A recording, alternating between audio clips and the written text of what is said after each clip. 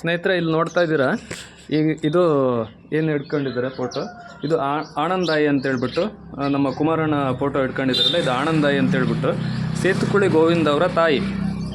ಇದು ಜಮ್ಮಿ ಅಂತೇಳಿ ಸೇತುಕುಳಿ ಗೋವಿಂದ ಅವರ ಅಣ್ಣನ ಮಗನ ಹೆಂಡತಿ, ಅಂದರೆ ಸೇತುಕುಳಿ ಗೋವಿಂದ ಅವರ ಅಣ್ಣನ ಸೊಸೆ.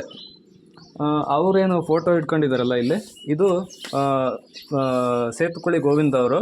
ಅವ್ರ ಪಕ್ಕದಲ್ಲಿ ಬಿಳಿ ಶರ್ಟ್ ಹಾಕಿದಾರಲ್ಲ, ಅವರು ವೀರಪ್ಪನ್ ಅವರ ಅಣ್ಣ ಮಾದಯ್ಯ ಅಂತೇನು ಇದ್ರಲ್ಲ, ಅವರ ಮಗ ಮಣಿ ಅಂತೇಳ್ಬಿಟ್ಟು. ಇದು ಸೇತುಕುಳಿ ಗೋವಿಂದ ಅವರ ಅಣ್ಣ, ಇವ್ರ ಹೆಸರು ಕೂಡ ವೀರಪ್ಪನ್ ಅಂತೇಳ್ಬಿಟ್ಟು. ಇವರಿಗೀಗ 78 ವರ್ಷ ಆಗಿದೆ.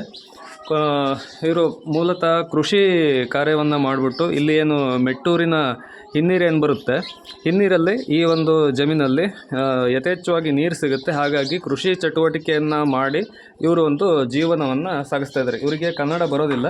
ನಾವು ಮತ್ತು ಕುಮಾರಣ್ಣ ಪ್ರಯತ್ನ ಮಾಡಿ ತಮಿಳಲ್ಲಿ ಸ್ವಲ್ಪ ಮಾತಾಡಿಸಿದ್ದೀವಿ.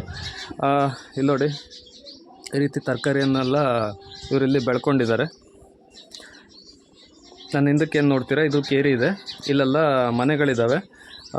ತಮಿಳ್ನಾಡು ಸರ್ಕಾರದಲ್ಲಿ ಇಲ್ಲಿ ಹೆಂಗೆ ಅಂದರೆ, ಅವರು ಕೂಡ ಅವರ ಒಂದು ಸರ್ಕಾರದಲ್ಲೂ ಕೂಡ ಕಡು ಬಡವರಿಗೆ ಬಾತ್ರೂಮು ಮತ್ತು ಶೌಚಾಲಯವನ್ನು ಕೂಡ ಅವರೇ ಸರ್ಕಾರದವರೇ ಕಟ್ಟಿಸಿಕೊಡ್ತಾರೆ.